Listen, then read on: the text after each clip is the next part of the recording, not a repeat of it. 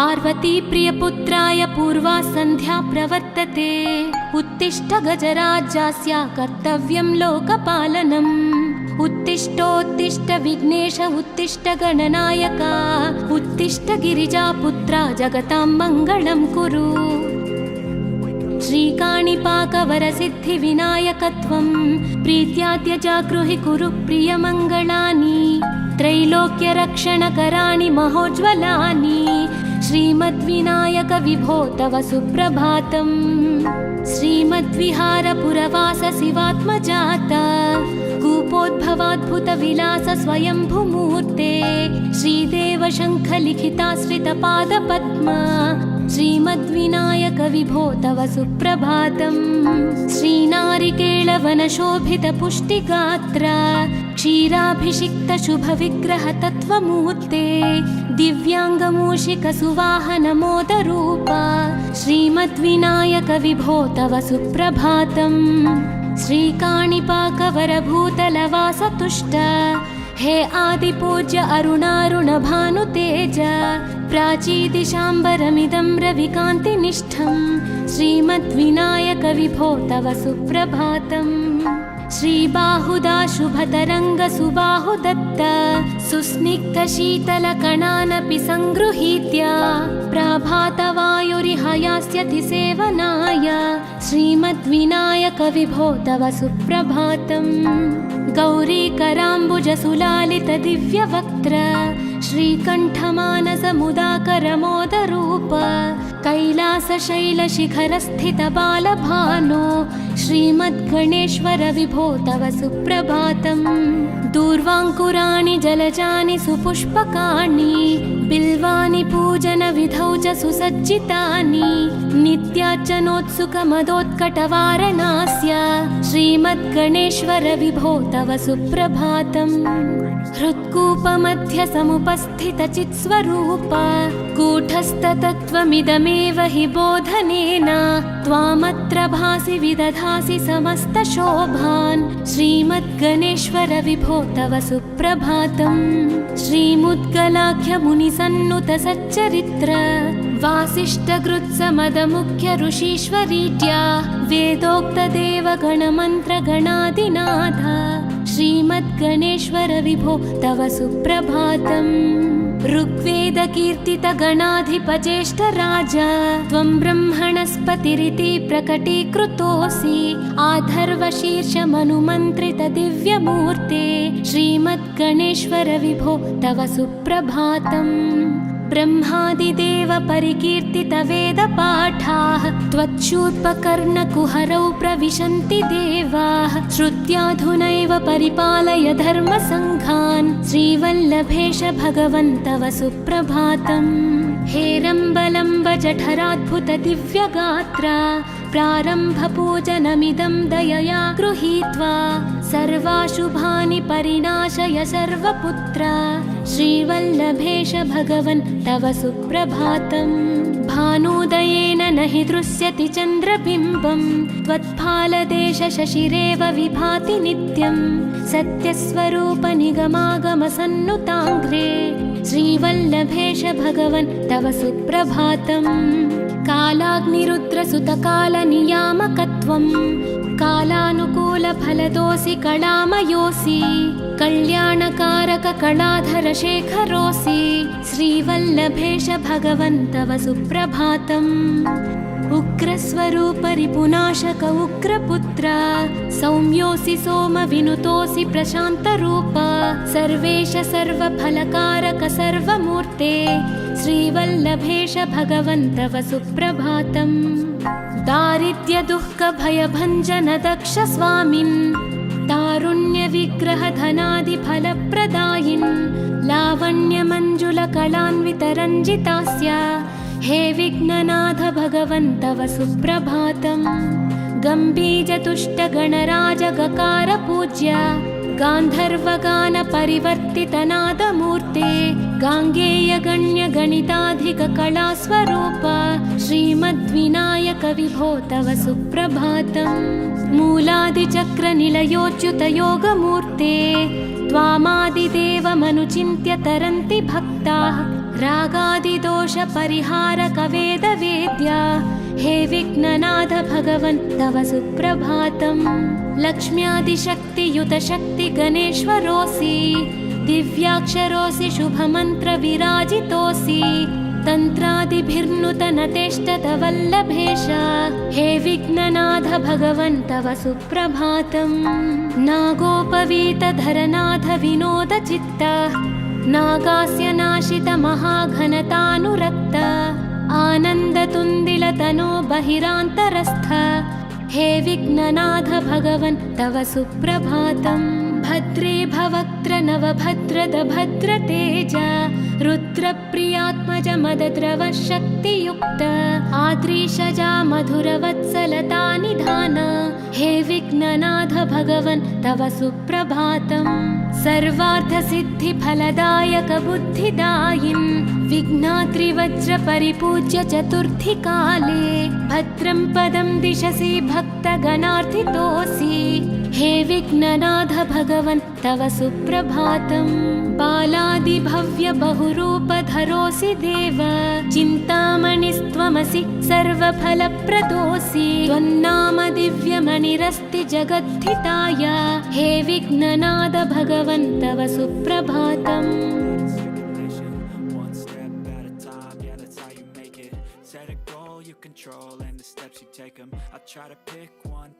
पार्वती प्रियपुत्राय पूर्वा सन्ध्या प्रवर्तते उत्तिष्ठ गजराज्यास्य कर्तव्यं लोकपालनम्। उत्तिष्ठोत्तिष्ठ विघ्नेश उत्तिष्ठ गणनायका उत्तिष्ठ गिरिजापुत्रा जगतां मङ्गलं कुरु। श्रीकाणिपाकवरसिद्धिविनायकत्वं प्रीत्याद्यजागृहि कुरु प्रियमङ्गलानि त्रैलोक्यरक्षणकराणि महोज्ज्वलानि श्रीमद्विनायक विभो तव सुप्रभातम्। श्रीमद्विहारपुरवास शिवात्मजाता कूपोद्भवाद्भुतविलास स्वयंभुमूर्ते श्रीदेव शङ्खलिखिताश्रितपादपद्मा श्रीमद्विनायक विभो तव सुप्रभातम्। श्रीनारिकेळवनशोभितपुष्टिगात्र क्षीराभिषिक्तशुभविग्रहतत्त्वमूर्ते दिव्याङ्गमूषिकसुवाहनमोदरूपा श्रीमद्विनायक विभो तव सुप्रभातम्।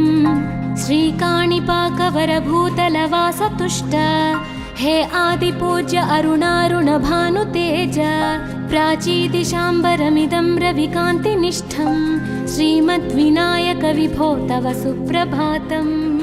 श्रीबाहुदा शुभतरङ्ग सुबाहुदत्त सुस्निग्धशीतलकणानपि सङ्गृहीत्य प्रभातवायुरिहयास्यति सेवनाय श्रीमद्विनायक विभो तव सुप्रभातम्।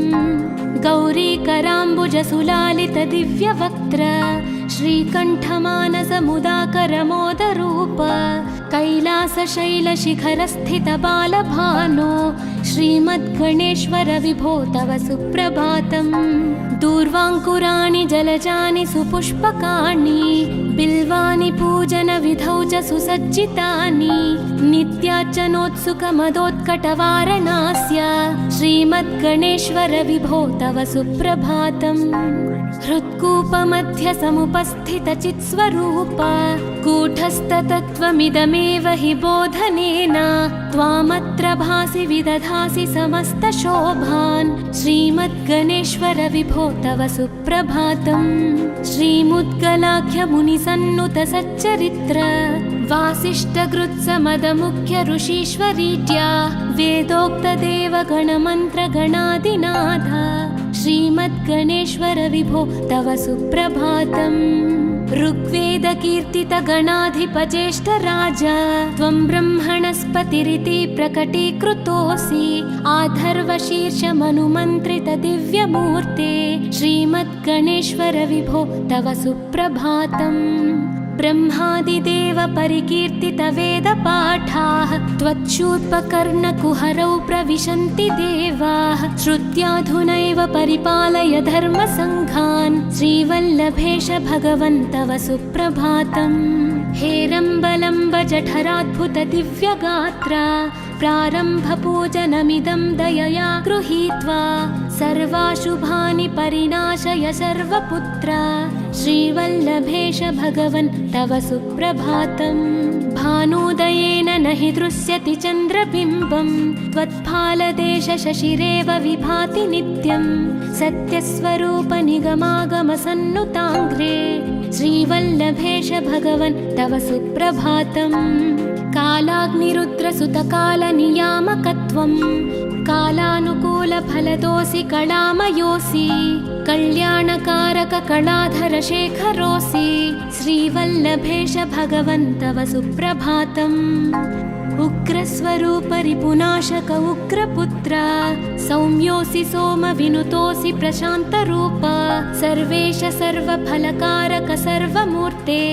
श्रीवल्लभेश भगवन् तव सुप्रभातम् दारिद्र्यदुःखभयभञ्जन दक्ष स्वामिन् तारुण्यविग्रह धनादिफलप्रदायिन् लावण्यमञ्जुलकलान्वितरञ्जितास्य हे विघ्ननाथ भगवन् तव सुप्रभातम् गम्भीरतुष्टगणराजगकार पूज्य गान्धर्वगान परिवर्तितनादमूर्ते गाङ्गेयगण्यगणिताधिककलास्वरूप श्रीमद्विनायक विभो तव सुप्रभातम् मूलादिचक्रनिलयोच्युतयोगमूर्ते त्वामादिदेवमनुचिन्त्य तरन्ति भक्ताः रागादिदोषपरिहारक वेदवेद्या हे विघ्ननाथ भगवन् तव सुप्रभातम् लक्ष्म्यादिशक्तियुत शक्ति गणेश्वरोऽसि दिव्याक्षरोऽसि शुभमन्त्र विराजितोऽसि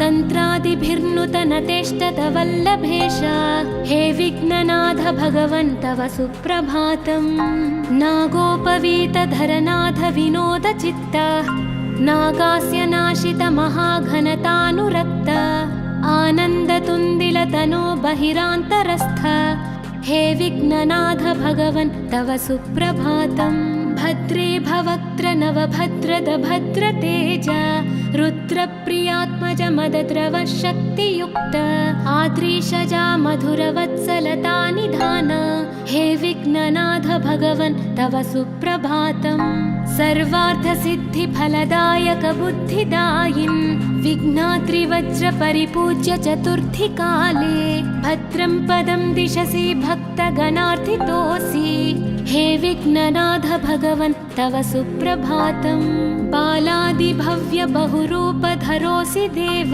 चिन्तामणिस्त्वमसि सर्वफलप्रदोऽसि त्वन्नाम दिव्यमणिरस्ति जगद्धिताय हे विघ्ननाथ भगवन् तव सुप्रभातम्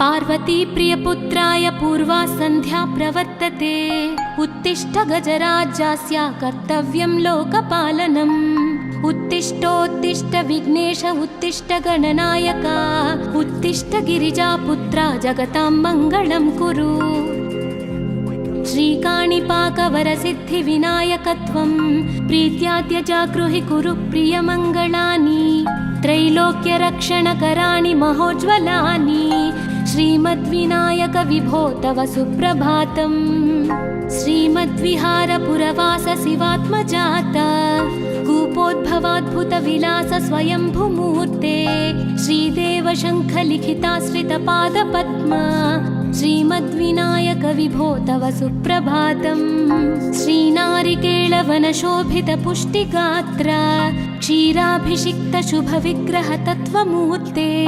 दिव्याङ्गमूषिकसुवाहनमोदरूप श्रीमद्विनायक विभो तव सुप्रभातम् श्रीकाणिपाकवरभूतलवासतुष्ट हे आदिपूज्य अरुणारुणभानुतेज प्राचीदिशाम्बरमिदं रविकान्तिनिष्ठं श्रीमद्विनायक विभो तव सुप्रभातम् श्रीबाहुदा शुभतरङ्गसुबाहुदत्त सुस्निग्धशीतलकणानपि सङ्गृहीत्य प्रभातवायुरिहयास्यति सेवनाय श्रीमद्विनायक विभो तव सुप्रभातम् गौरीकराम्बुजसुलालितदिव्यवक्त्र श्रीकण्ठमानसमुदाकरमोदरूप कैलासशैलशिखरस्थितबालभानो श्रीमद्गणेश्वर विभो तव सुप्रभातम्।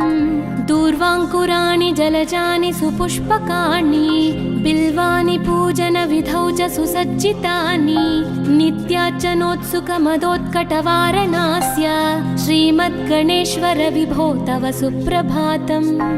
हृत्कूपमध्य समुपस्थितचित्स्वरूप कूटस्थतत्त्वमिदमेव हि बोधनेन त्वामत्र भासि विदधासि समस्तशोभान् श्रीमद्गणेश्वर विभो तव सुप्रभातम्।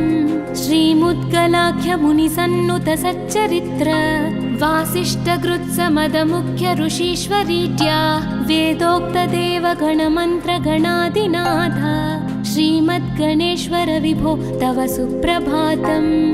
ऋग्वेदकीर्तितगणाधिपज्येष्ठराज त्वं ब्रह्मणस्पतिरिति प्रकटीकृतोऽसि आधर्वशीर्षमनुमन्त्रितदिव्यमूर्ते श्रीमद्गणेश्वर विभो तव सुप्रभातम्। ब्रह्मादिदेव परिकीर्तितवेदपाठाः त्वच्छूर्पकर्णकुहरौ प्रविशन्ति देवाः श्रुत्याधुनैव परिपालय धर्मसङ्घान् श्रीवल्लभेश भगवन् तव सुप्रभातम्। हेरम्बलम्ब जठराद्भुत दिव्यगात्रा प्रारम्भपूजनमिदं दयया गृहीत्वा सर्वाशुभानि परिनाशय सर्वपुत्र श्रीवल्लभेश भगवन् तव सुप्रभातम्। भानुदयेन न हि दृश्यति चन्द्रबिम्बं त्वत्फालदेश शशिरेव विभाति नित्यं सत्यस्वरूप निगमागमसन्नुताङ्घ्रे श्रीवल्लभेश भगवन् तव सुप्रभातम्।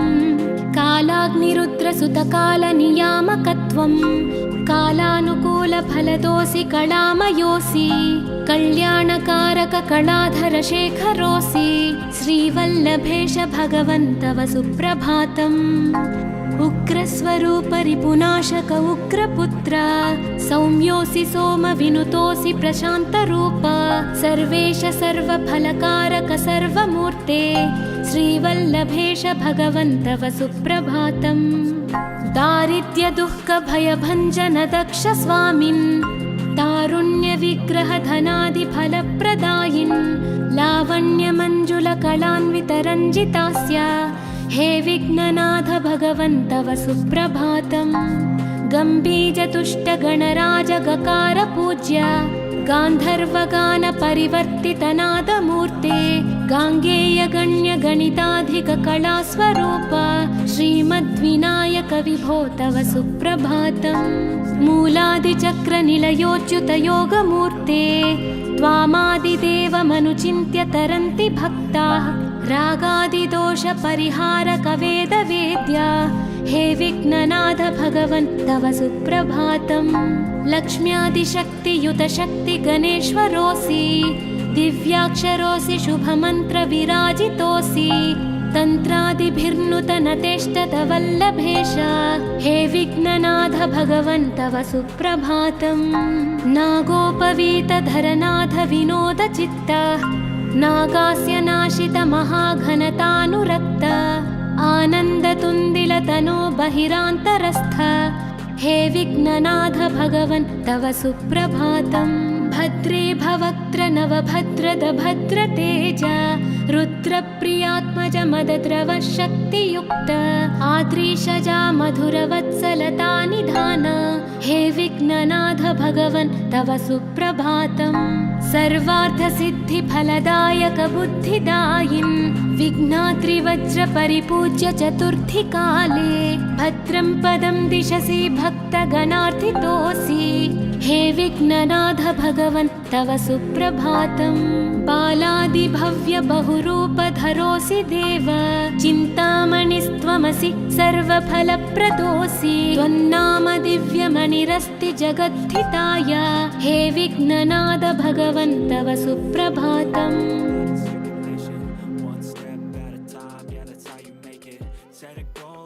control and the steps you take them. I try to pick one thought. Parvati प्रियपुत्राय पूर्वा सन्ध्या प्रवर्तते उत्तिष्ठ गजराज्यस्य कर्तव्यं लोकपालनम् उत्तिष्ठोत्तिष्ठ विघ्नेश उत्तिष्ठ गणनायक उत्तिष्ठ गिरिजापुत्रा जगतां मङ्गलं कुरु श्रीकाणिपाकवरसिद्धिविनायकत्वं प्रीत्याद्य जागृहि कुरु प्रियमङ्गलानि त्रैलोक्यरक्षणकराणि महोज्ज्वलानि श्रीमद्विनायक विभो तव सुप्रभातम् श्रीमद्विहारपुरवास शिवात्मजात कूपोद्भवाद्भुतविलास स्वयंभूमूर्ते श्रीदेव शङ्खलिखिताश्रितपादपद्मा श्रीमद्विनायक विभो तव सुप्रभातम् श्रीनारिकेळवनशोभितपुष्टिगात्र क्षीराभिषिक्त शुभविग्रह तत्त्वमूर्ते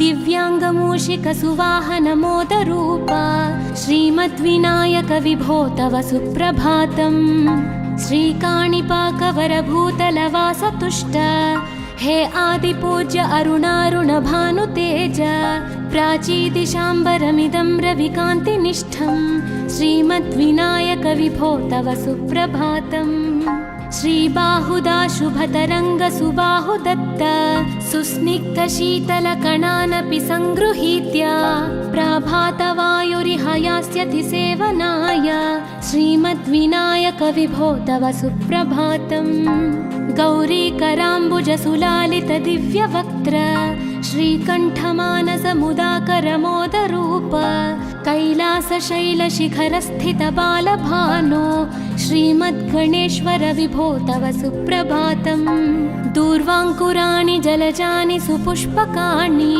बिल्वानि पूजनविधौ च सुसज्जितानि नित्यार्चनोत्सुकमदोत्कटवारणास्य श्रीमद्गणेश्वर विभो तव सुप्रभातम् हृत्कूपमध्य समुपस्थितचित्स्वरूप कूटस्थतत्त्वमिदमेव हि बोधनेन त्वामत्र भासि विदधासि समस्तशोभान् श्रीमद्गणेश्वर विभो तव सुप्रभातम् श्रीमुद्गलाख्यमुनिसन्नुत सच्चरित्र वासिष्ठगृत्समदमुख्य ऋषीश्वरीत्या वेदोक्तदेवगणमन्त्रगणादिनाथ श्रीमद्गणेश्वर विभो तव सुप्रभातम् ऋग्वेदकीर्तितगणाधिपज्येष्ठराज त्वं ब्रह्मणस्पतिरिति प्रकटीकृतोऽसि आधर्वशीर्षमनुमन्त्रित दिव्यमूर्ते श्रीमद्गणेश्वर विभो तव सुप्रभातम्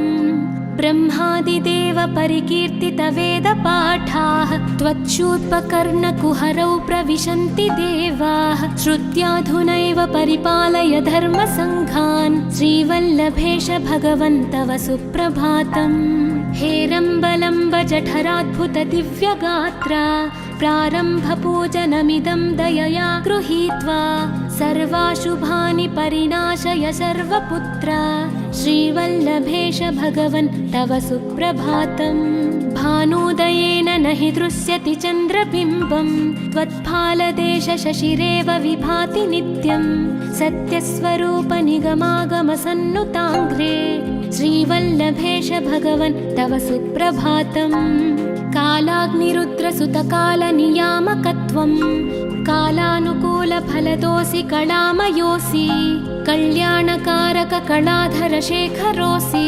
श्रीवल्लभेश भगवन् तव सुप्रभातम् उग्रस्वरूप रिपुनाशक उग्रपुत्र सौम्योऽसि सोमविनुतोऽसि प्रशान्तरूप सर्वेश सर्वफलकारक सर्वमूर्ते श्रीवल्लभेश भगवन् तव सुप्रभातम् दारिद्र्य दुःख भयभञ्जन दक्ष स्वामिन् तारुण्य विग्रह धनादि फलप्रदायिन् लावण्य मंजुल कलान्वित रञ्जितास्य हे विघ्ननाथ भगवन् तव सुप्रभातम् गम्भीर तुष्ट गणराज गकार पूज्य गान्धर्वगान परिवर्तित नादमूर्ते गाङ्गेय गण्य गणिताधिक कला स्वरूप श्रीमद्विनायक विभो तव सुप्रभातम् मूलादिचक्र निलयोच्युत योगमूर्ते त्वामादिदेवमनुचिन्त्य तरन्ति भक्ताः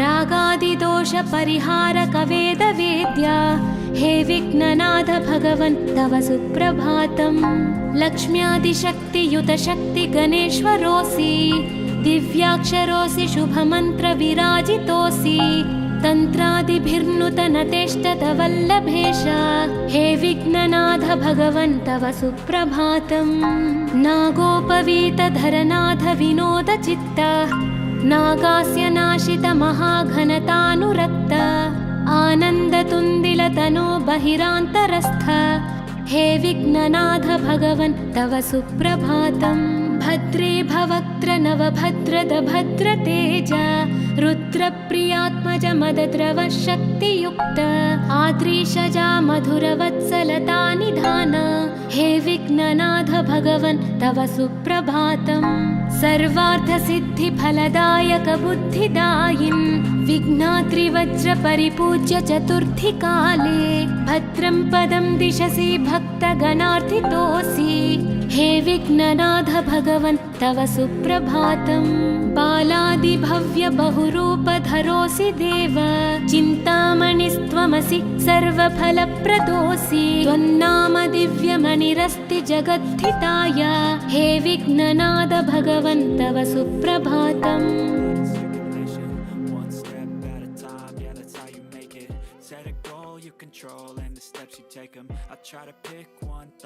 पार्वती प्रियपुत्राय पूर्वा सन्ध्या प्रवर्तते उत्तिष्ठ गजराज्यास्य कर्तव्यं लोकपालनम् उत्तिष्ठोत्तिष्ठ विघ्नेश उत्तिष्ठ गणनायका उत्तिष्ठ गिरिजापुत्रा जगतां मङ्गलं कुरु श्रीकाणिपाकवरसिद्धिविनायकत्वं प्रीत्याद्य जागृहि कुरु प्रियमङ्गलानि त्रैलोक्यरक्षणकराणि महोज्ज्वलानि श्रीमद्विनायक विभो तव सुप्रभातम् श्रीमद्विहारपुरवास शिवात्मजात कूपोद्भवाद्भुतविलास स्वयंभुमूर्ते श्रीदेव शङ्खलिखिताश्रितपादपद्मा श्रीमद्विनायक विभो तव सुप्रभातम् श्रीनारिकेळवनशोभितपुष्टिगात्र क्षीराभिषिक्तशुभविग्रहतत्त्वमूर्ते दिव्याङ्गमूषिकसुवाहनमोदरूपा श्रीमद्विनायक विभो तव सुप्रभातम् श्रीकाणिपाकवरभूतलवासतुष्ट हे आदिपूज्य अरुणारुणभानुतेज प्राचीदिशाम्बरमिदं रविकान्तिनिष्ठं श्रीमद्विनायक विभो तव सुप्रभातम् श्रीबाहुदा शुभतरङ्गसुबाहुदत्त सुस्निग्धशीतलकणानपि सङ्गृहीत्य प्राभातवायुरिह यास्यति सेवनाय श्रीमद्विनायक विभो तव सुप्रभातम् गौरीकराम्बुजसुलालितदिव्यवक्त्र श्रीकण्ठमानसमुदाकरमोदरूप कैलासशैलशिखरस्थितबालभानो श्रीमद्गणेश्वर विभो तव सुप्रभातम् दूर्वाङ्कुराणि जलजानि सुपुष्पकाणि बिल्वानि पूजनविधौ च सुसज्जितानि नित्यार्चनोत्सुकमदोत्कटवारणास्य श्रीमद्गणेश्वर विभो तव सुप्रभातम् हृत्कूपमध्य समुपस्थितचित्स्वरूप कूटस्थतत्त्वमिदमेव हि बोधनेन त्वामत्र भासि विदधासि समस्तशोभान् श्रीमद्गणेश्वर विभो तव सुप्रभातम् श्रीमुद्गलाख्यमुनिसन्नुतसच्चरित्र वासिष्ठगृत्समदमुख्य ऋषीश्वरीट्या वेदोक्तदेवगणमन्त्रगणादिनाथ श्रीमद्गणेश्वर विभो तव सुप्रभातम् ऋग्वेदकीर्तितगणाधिपज्येष्ठराज त्वं ब्रह्मणस्पतिरिति प्रकटीकृतोऽसि आधर्वशीर्षमनुमन्त्रितदिव्यमूर्ते श्रीमद्गणेश्वर विभो तव सुप्रभातम् ब्रह्मादिदेव परिकीर्तितवेदपाठाः त्वच्छूर्पकर्णकुहरौ प्रविशन्ति देवाः श्रुत्याधुनैव परिपालय धर्मसङ्घान् श्रीवल्लभेश भगवन् तव सुप्रभातम् हेरम्बलम्ब जठराद्भुत दिव्यगात्र प्रारम्भपूजनमिदं दयया गृहीत्वा सर्वाशुभानि परिणाशय सर्वपुत्र श्रीवल्लभेश भगवन् तव सुप्रभातम् भानुदयेन न हि दृश्यति चन्द्रबिम्बं त्वत्फालदेश शशिरेव विभाति नित्यं सत्यस्वरूप निगमागमसन्नुताङ्घ्रे श्रीवल्लभेश भगवन् तव सुप्रभातम् कालाग्निरुद्रसुतकालनियामकत्वं कालानुकूलफलदोऽसि कलामयोऽसि कल्याणकारक कलाधर शेखरोऽसि श्रीवल्लभेश भगवन् तव सुप्रभातम् उग्रस्वरूप रिपुनाशक उग्रपुत्र सौम्योऽसि सोमविनुतोऽसि प्रशान्तरूप सर्वेश सर्वफलकारक सर्वमूर्ते श्रीवल्लभेश भगवन् तव सुप्रभातम् दारिद्र्यदुःखभयभञ्जन दक्ष स्वामिन् तारुण्यविग्रह धनादिफलप्रदायिन् लावण्यमञ्जुलकलान्वितरञ्जितास्य हे विघ्ननाथ भगवन् तव सुप्रभातम् गम्भीजतुष्टगणराजगकार पूज्य गान्धर्वगान परिवर्तितनादमूर्ते गाङ्गेयगण्यगणिताधिककलास्वरूप श्रीमद्विनायक विभो तव सुप्रभातम् मूलादिचक्रनिलयोच्युतयोगमूर्ते त्वामादिदेवमनुचिन्त्य तरन्ति भक्ताः रागादिदोषपरिहारक वेदवेद्या हे विघ्ननाथ भगवन् तव सुप्रभातम् लक्ष्म्यादिशक्तियुत शक्ति गणेश्वरोऽसि दिव्याक्षरोऽसि शुभमन्त्र विराजितोऽसि तन्त्रादिभिर्नुतनतेष्टत वल्लभेश हे विघ्ननाथ भगवन् तव सुप्रभातम् नागोपवीतधरनाथ विनोद चित्त नागास्य नाशित महाघनतानुरक्त आनन्दतुन्दिलतनो बहिरान्तरस्थ हे विघ्ननाथ भगवन् तव सुप्रभातम् भद्रे भवक्त्र नवभद्रद भद्रतेज रुद्रप्रियात्मज मदद्रव शक्तियुक्त आद्रीशजा मधुरवत्सलता निधान हे विघ्ननाथ भगवन् तव सुप्रभातम् सर्वार्थसिद्धिफलदायक बुद्धिदायिन् विघ्नात्रिवज्र परिपूज्य चतुर्थी काले भद्रं पदं दिशसि भक्तगणार्थितोऽसि हे विघ्ननाथ भगवन् तव सुप्रभातम् बालादिभव्य बहुरूपधरोऽसि देव चिन्तामणिस्त्वमसि सर्वफलप्रदोऽसि त्वन्नाम दिव्यमणिरस्ति जगद्धिताय हे विघ्ननाथ भगवन् तव सुप्रभातम्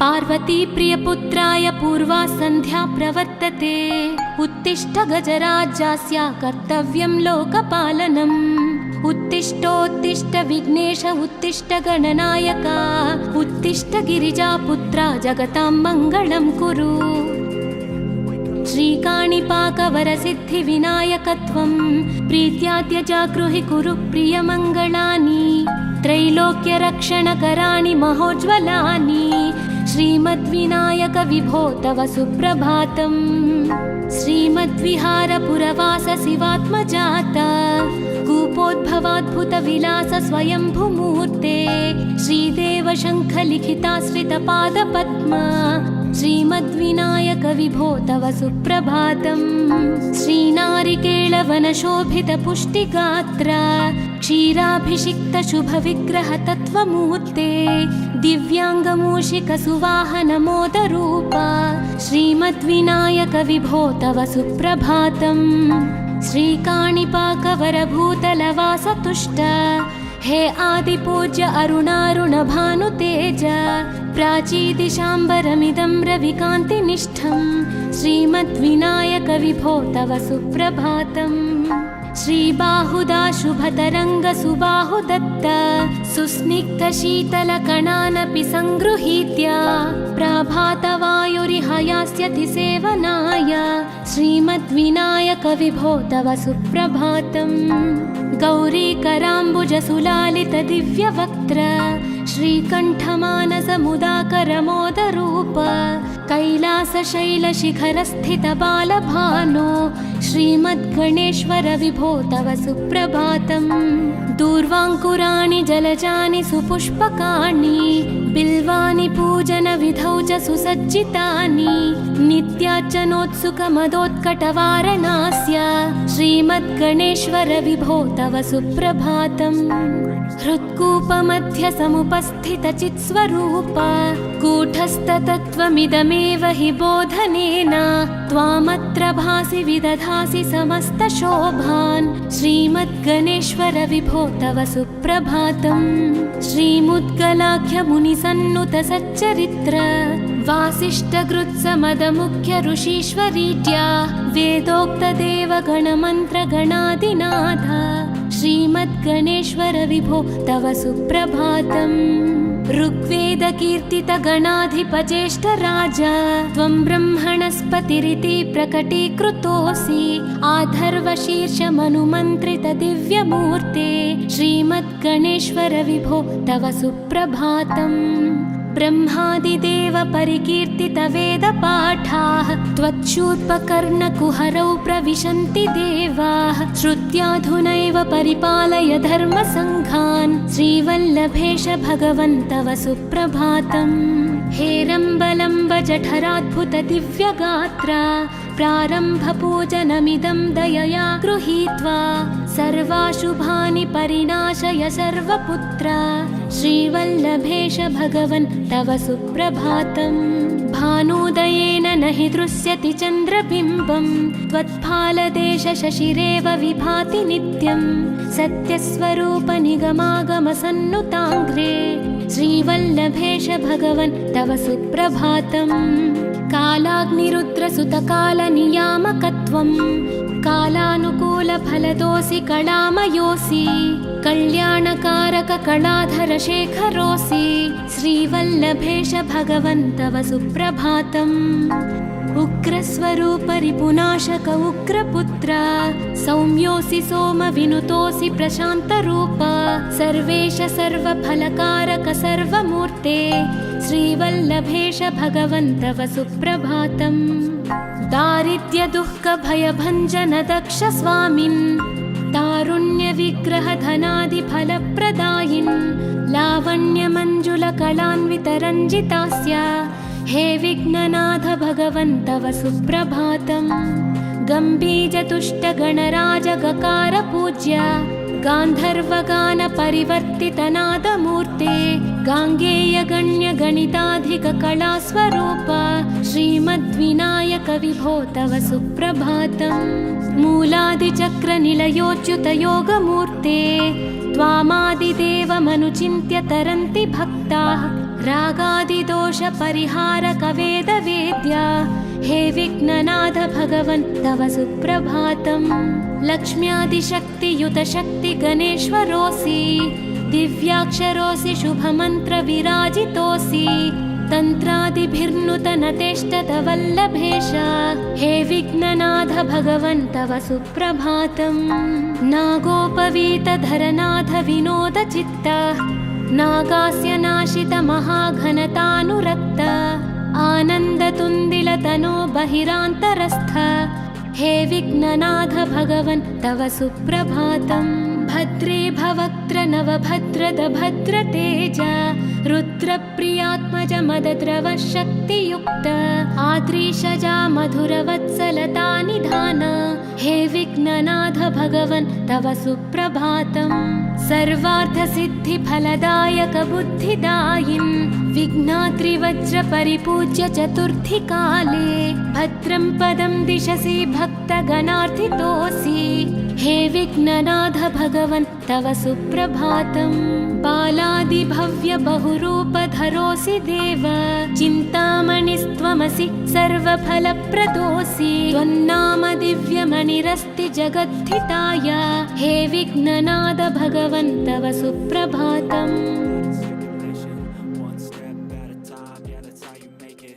Set a goal, you can control and the steps you take them. I try to pick one thought. Parvati प्रियपुत्राय पूर्वा सन्ध्या प्रवर्तते उत्तिष्ठ गजराज्यस्य कर्तव्यं लोकपालनम् उत्तिष्ठोत्तिष्ठ विघ्नेश उत्तिष्ठ गणनायक उत्तिष्ठ गिरिजापुत्रा जगतां मङ्गलं कुरु श्रीकाणिपाकवरसिद्धिविनायकत्वं प्रीत्याद्य जागृहि कुरु प्रियमङ्गलानि त्रैलोक्यरक्षणकराणि महोज्ज्वलानि श्रीमद्विनायक विभो तव सुप्रभातम् श्रीमद्विहारपुरवास शिवात्मजात कूपोद्भवाद्भुतविलास स्वयंभुमूर्ते श्रीदेव शङ्खलिखिताश्रितपादपद्म श्रीमद्विनायक विभो तव सुप्रभातम् श्रीनारिकेळवनशोभितपुष्टिगात्र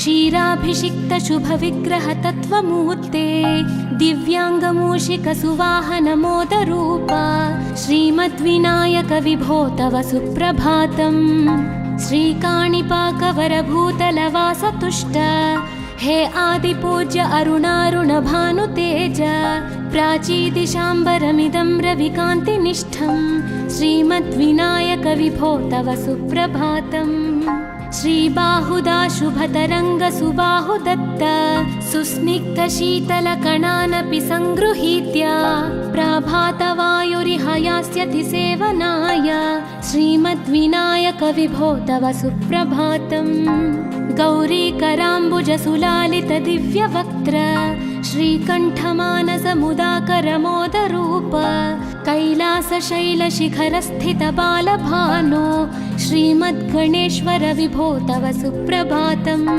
दूर्वाङ्कुराणि जलजानि सुपुष्पकाणि बिल्वानि पूजनविधौ च सुसज्जितानि नित्यार्चनोत्सुकमदोत्कटवारणास्य श्रीमद्गणेश्वर विभो तव सुप्रभातम् हृत्कूपमध्य समुपस्थितचित्स्वरूप कूटस्थतत्त्वमिदमेव हि बोधनेन त्वामत्र भासि विदधासि समस्तशोभान् श्रीमद्गणेश्वर विभो तव सुप्रभातम् श्रीमुद्गलाख्यमुनिसन्नुत सच्चरित्र वासिष्ठगृत्समदमुख्य ऋषीश्वरीज्या वेदोक्तदेवगणमन्त्रगणादिनाथ श्रीमद्गणेश्वर विभो तव सुप्रभातम् ऋग्वेदकीर्तितगणाधिपज्येष्ठराज त्वं ब्रह्मणस्पतिरिति प्रकटीकृतोऽसि आधर्वशीर्षमनुमन्त्रितदिव्यमूर्ते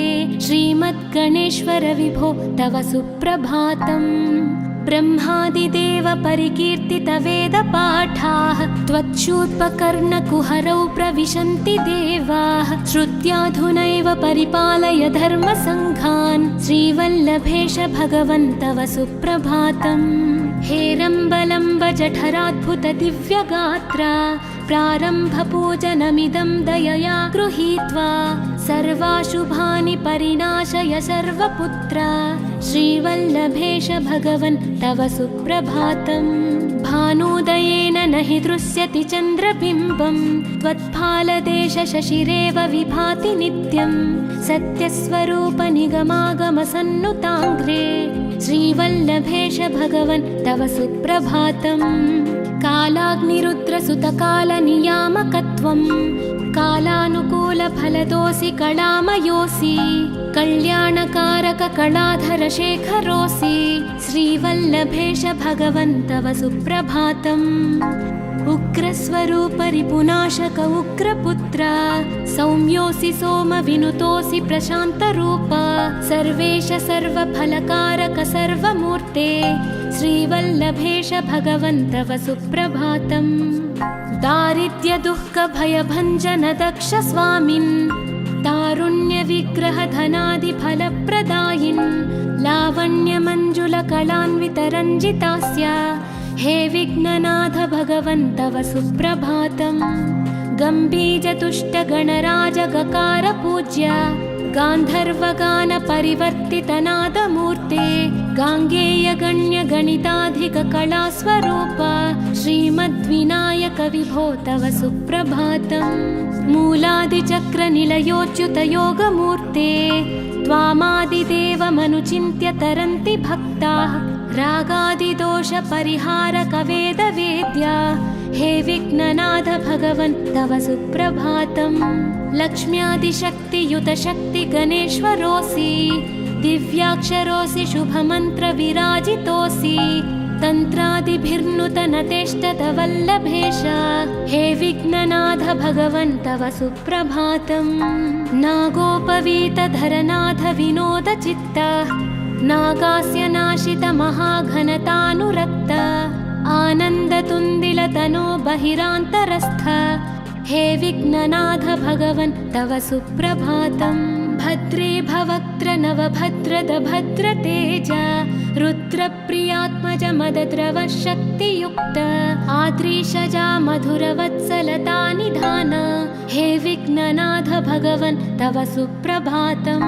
सर्वार्थसिद्धिफलदायक बुद्धिदायिन् विघ्नाद्रिवज्रपरिपूज्य चतुर्थीकाले भद्रं पदं दिशसि भक्तगणार्थितोऽसि हे विघ्ननाथ भगवन् तव सुप्रभातम् बालादिभव्य बहुरूपधरोऽसि देव चिन्तामणिस्त्वमसि सर्वफलप्रदोऽसि त्वन्नाम दिव्यमणिरस्ति जगद्धिताय हे विघ्ननाथ भगवन् तव सुप्रभातम् One step at a time, yeah, that's how you make it. Set a goal you control and the steps you take them. I try to pick one thought